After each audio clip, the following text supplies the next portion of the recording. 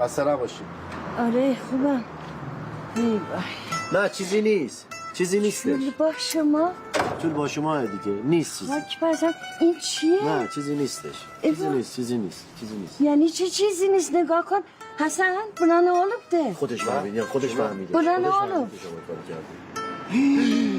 زرنا هم.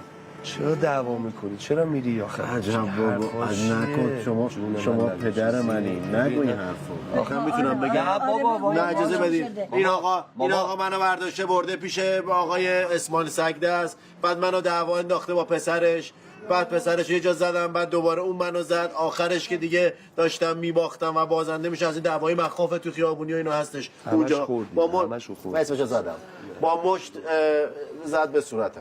بمیرم الهی خوبه پر نشده. اصلا جدل uşağı götüme اصلا لیاقت نه کسی هستی که اینو نمیگه داره با من محترمانه حرف میزنه محترمانه نیست نه arvad alır. Sen o kadar sırtını durup da nasıl yüzünden vücudu alışır. Yaxşı yaxşı. Sen bağırsın buna. Sen koymadın ben şu an terbiye Namaş ediyorum. vermə mənə, namaş vermə. Her روز پرت توخمر meşgule.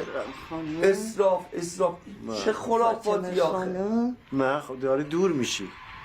قول خواهم داری دور میشی. نزدیکش بگو بهش نزدیکش مقدمه نمیچینم میگم حسنم بگو. پدر حسن رم بگو. کدوم پدری باشه بدتر از تورجه بگو شما. بزن بیا بفرما. پاشو ببین. بعدم بگو اینا همه این خرافاته. کدوم پدری بچه شاخه چشم شما چش کردی منو؟ افتاده به جون نوم، نوه عزیزم، نوه خوشگلم، نوه آقام. نوه عزیز تو ببین چی کار کرده. این تخمه رو میخورده؟ من رو خورم.